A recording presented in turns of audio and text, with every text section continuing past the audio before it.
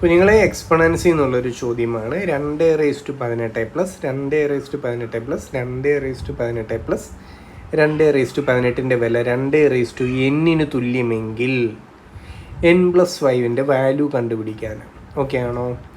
അപ്പോൾ ഇവിടെ ശ്രദ്ധിക്കുക, ബേസ് എല്ലാം സെയിം അപ്പുറം ഇപ്പുറം. പക്ഷെ നമുക്കറിയാം എക്സ്പൊണൻസിൻ്റെ അകത്ത് കൂട്ടാനോ കുറയ്ക്കാനോ നിയമങ്ങളൊന്നുമില്ല, ഗുണിക്കാനൊക്കെ ഉണ്ട് അല്ലേ?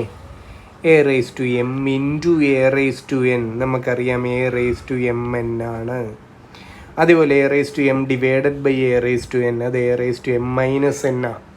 അപ്പം ഗുണിക്കാനും ഹരിക്കാനും നിയമമുണ്ട്, കൂട്ടാൻ പ്രത്യേകിച്ച് നിയമമൊന്നുമില്ല. അപ്പോൾ ഇവിടെ ഒരു സിംപ്ലിഫിക്കേഷൻ മാത്രമേ നടക്കൂ.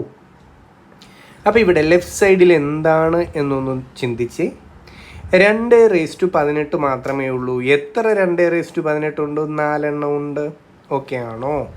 2 ഉള്ളൂ, അത് 4 ഉണ്ട്. അപ്പോൾ അവിടെ എങ്ങനെ എഴുതാം? ലെഫ്റ്റ് സൈഡിനെ നമുക്ക് 4 ഇൻറ്റു 2 എന്ന് എഴുതാം. അതല്ലേ ഈ ലെഫ്റ്റ് സൈഡിൽ കിടക്കുന്നത്. ഓക്കെ ആണോ എൻ്റെ കുട്ടികൾ?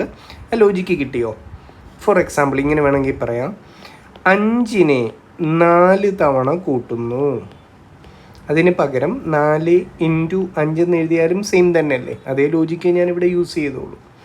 അപ്പോൾ ഇവിടെ ലെഫ്റ്റ് സൈഡിൽ എന്തെന്ന് ചോദിച്ചാൽ 4 ഇൻറ്റു 2 ആണ്. അതിൻ്റെ വിലയാണ് 2n തുല്യം. ഈ 4നെ എങ്ങനെ എഴുതാം?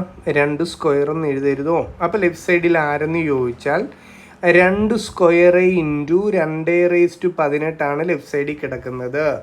അതിനെ സോൾവ് ചെയ്യുമ്പോൾ എന്താ വരിക? a⁻m ഇൻറ്റു a⁻n എന്ന് പറഞ്ഞാൽ a⁻m+n.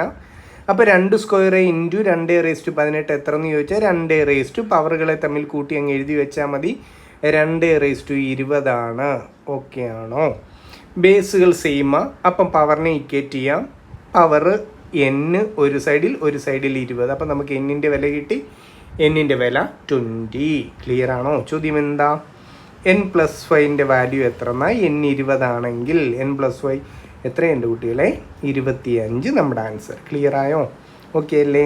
ശരി, താങ്ക് യു.